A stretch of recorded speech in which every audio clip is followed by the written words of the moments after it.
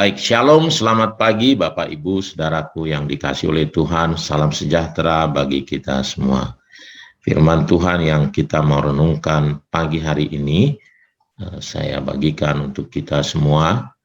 Ini judulnya adalah Betapapun sulit dan mahal, firman-Nya pasti digenapi.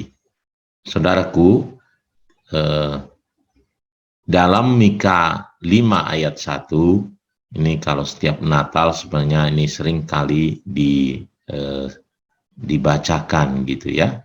Tetapi engkau, hai Bethlehem Efrata, hai yang terkecil di antara kaum-kaum Yehuda, daripadamu akan bangkit bagiku seorang yang akan memerintah Israel, yang permulaannya sudah sejak purbakala, sejak dahulu kala. Ya.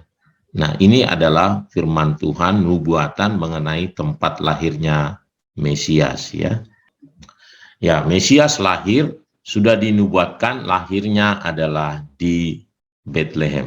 Kita ingat ini pada waktu Herodes ya bertemu dengan para Majus.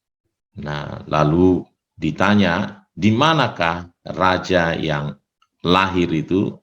Lalu para nabi, para ahli Taurat ditanya, mereka berkata di Bethlehem. Itu sebabnya Herodes membunuh laki-laki, setiap bayi laki-laki yang berusia 2 tahun ke bawah di Bethlehem gitu ya, karena ini ya nubuatannya. Nah, tetapi saudaraku, kalau kita melihat bagaimana Allah mengerjakan nubuatan ini jadi terjadi, ini luar biasa. Betapa sulit sebenarnya dan harganya sangat mahal. Ya. Nah, saya kebetulan lagi aba di Lukas, jadi saya sangat diberkati dengan kebenaran firman Tuhan ini, saudaraku ya. Nah, mari kita lihat apa yang dinyatakan di Lukas, bagaimana Allah kita memenuhi nubuatan bahwa Mesias akan lahir di Bethlehem. Nah, ini dicatat di Lukas 2 ayat 1 sampai 4 ya. Pada waktu itu Kaisar Agustus mengeluarkan suatu perintah, menyuruh mendaftarkan semua orang di seluruh dunia.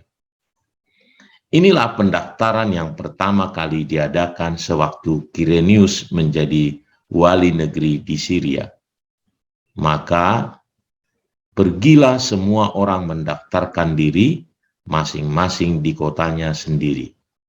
Demikian juga Yusuf pergi dari kota Nazaret di Galilea ke Yudea, ke kota Daud yang bernama Bethlehem, karena ia berasal dari keluarga dan keturunan Daud. Ya. Jadi, saudaraku, Yusuf dan Maria tinggalnya di Nazaret. Ya. Sampai dia hamil 2, dia ada di Nazaret. Nah, bagaimana supaya mereka bisa melahirkan di Bethlehem? Lalu Tuhan punya cara sendiri. Ya, Tuhan punya sendiri caranya, yaitu melalui pemilu ya.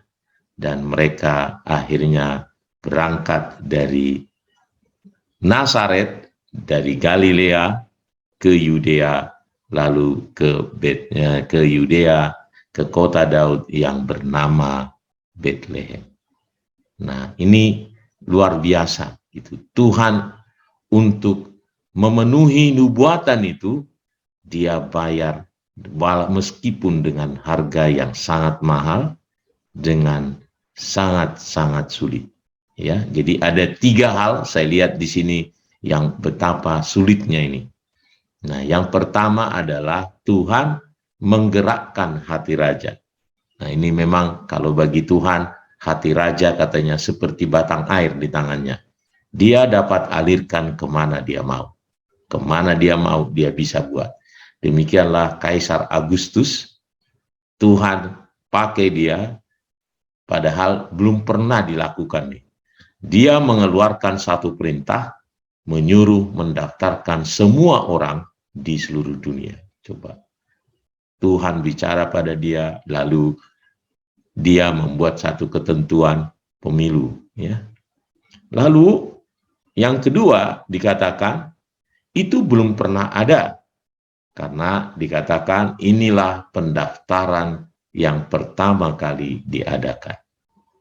Jadi benarlah seperti kalau firman Tuhan itu apa yang tidak pernah dilihat oleh mata, yang tidak pernah timbul dalam hati manusia, disediakan bagi kita yang mengasihi Dia. Ya. Meskipun belum pernah ada, Tuhan bisa adakan. Dan yang ketiga adalah, nah ini nih, ya, bagaimana Yusuf pergi ke dari kota Nazaret ke Galilea, ke kota Daud, itu Bethlehem. Bagaimana bisa, dia sudah hamil tua, sudah saatnya, tinggal menunggu hari saja, istrinya itu akan melahirkan. Tetapi dia pergi juga. Kondisinya tidak memungkinkan. Tapi kenapa? Karena Allah sendiri. Karena itu kehendak Allah.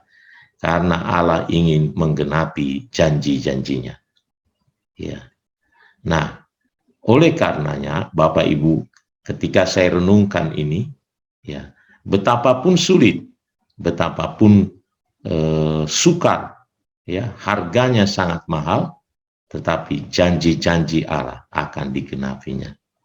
Ya. Saya sangat percaya. Oleh karenanya, ketika kita berdoa ini, jangan putus harap, ya. Revival pasti terjadi.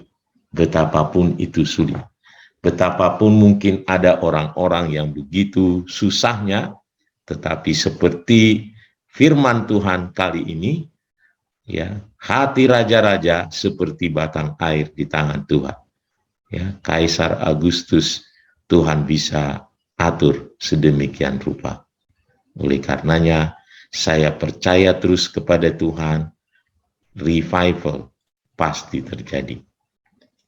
Ya, meskipun harganya sangat mahal, mungkin belum pernah terjadi, tetapi bagi Tuhan tidak ada yang sukar. Belum pernah terlihat, belum pernah timbul dalam hati manusia, tetapi bagi kita, orang-orang yang mengasihinya, disediakan bagi kita. Ya.